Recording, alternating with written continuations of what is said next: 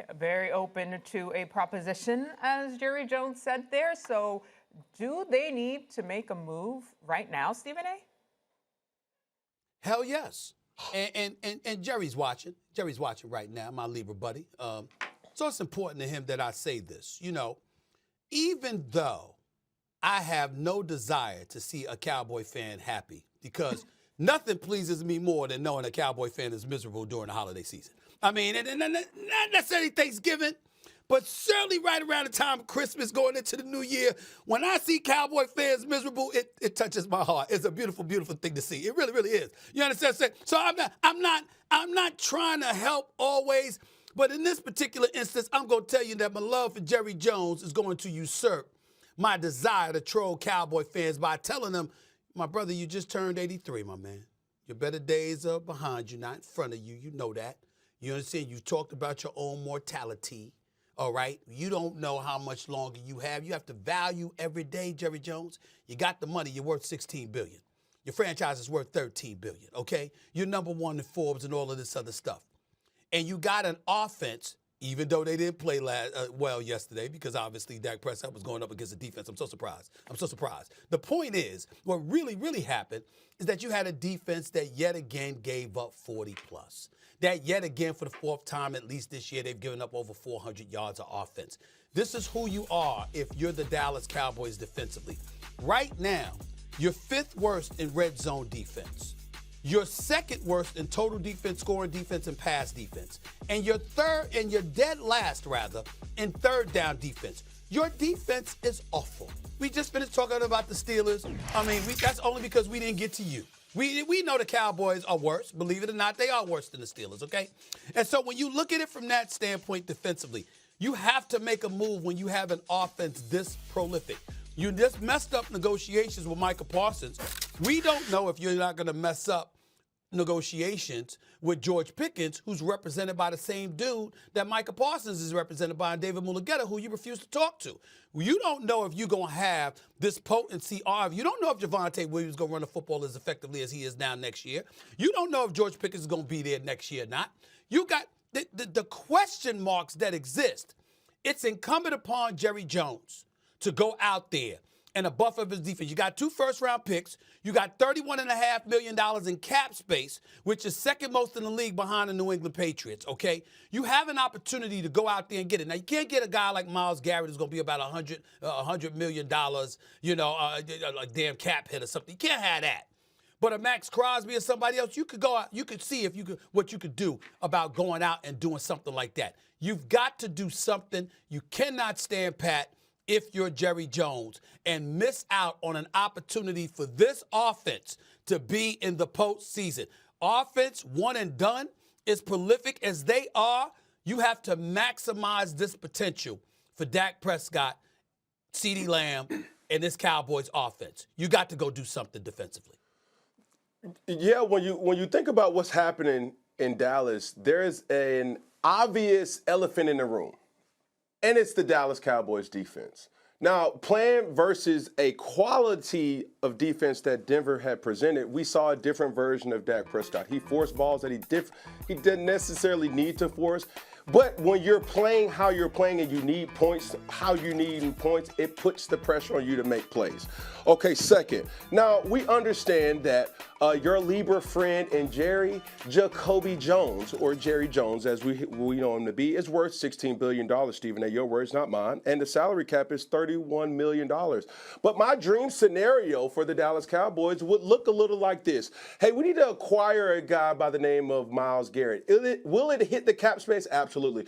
Or a guy like Max Crosby, as you just mentioned. I also would add a veteran secondary player, somebody like a Minkah Fitzpatrick. All right, somebody, because when you're looking at, are they getting pressure? No, they're not. Are they having blunders in the back end? Yes, they are still. So now the Dallas Cowboys do not just need one addition. They're missing really 2. One in the secondary, obviously one to provide any type of pressure on the quarterback while they're in these type of games. And understanding this, the time is ticking. It's abundantly clear. And what would be said if you have access to this explosive of an offense And you have this to be your issue. We just can't stop nobody. When you look at the whole league and how it comes down, and you start looking at them in quarters, okay, the first quarter is already done. All right, we're in the second quarter going into the third quarter of the season. And now you know exactly who you are or who you want to be as a team. As you're becoming that, things are still being highlighted for what you are not. It's time now that we make a move, and not to get a proposition, as he said, not offered to you. We need you to start to be the aggressor, Mr. Jerry, and say, hey, man, listen, I need help. Somebody help me. And that's what needs to happen in order for the Dallas Cowboys to have a chance. Go ahead, Woody. I got Sitting here something to so say. But go patiently, ahead. Woody. You know what? I've been sitting over here just itching. I can't believe either one of you guys. Even Jerry, your buddy Jerry said it himself. There's not a trade out there that's going to help the Dallas Cowboys defense. Did y'all watch that game against the Denver Broncos? The Denver Broncos ran over, around, and through the Dallas Cowboys. Oh, really? Not just the Denver Oh, Broncos. really? No, hold on. This is the same. Hold on. Let me say this. This is the same Denver Broncos defense that struggled mightily against the New York Jets defense. They couldn't move the ball an inch, but they go against the Dallas Cowboys and they look like the greatest show on turf yesterday. And y'all think that a trade is going to somehow flip the script for the Dallas Cowboys My defense? bad. Listen, this is the same Jerry Jones. This is the same Jerry Jones that traded away Michael Parsons. But now y'all want to sit here and go make these trades for Myles Garrett and Max Crosby, like they're going to have any type of profound effect on the Dallas Cowboys defense. The Dallas Cowboys are a lost cause. They have a championship offense, but that defense, my Lord, they're not going anywhere playing that type of defense. I just can't take it. I can't take it. I can't take it. I can't take it. You know what? I think Stephen A. trying to set us up. I think Stephen A. trying to set us up. No. Hold on. You shouldn't be allowed to talk about a defense for the rest of the show. Not after the pass you gave Pittsburgh. I mean, to sit up there and go from Pittsburgh to transition to Dallas, you're unbelievable. You're absolutely unbelievable. The hypocrisy that just came out of your mouth. You got to be kidding me. That's number one. Number two, there's a couple of things. Last time I checked, because Cam, I've told you this before, you're learning this. Woody's been working with me for years. That's my brother. You know that. MJ, I am a brilliant man because I know I'm not. I listen to those who are, and I absorb knowledge from those who do. I ain't never been on a football field, ain't never want to be on a football field. Damn it, I never played Pop Warner. I've never been interested in playing football. Hell to the no. I defer to these brothers who have taught me the game, and I've never seen nary one of them, not one of them, MJ, that didn't bring up the importance of a pass rusher in football. They talk about the quarterback, they talk about a pass rusher. So what do we have here? We bring up Myles Garrett, can't get him. Crosby's doable, it's possible.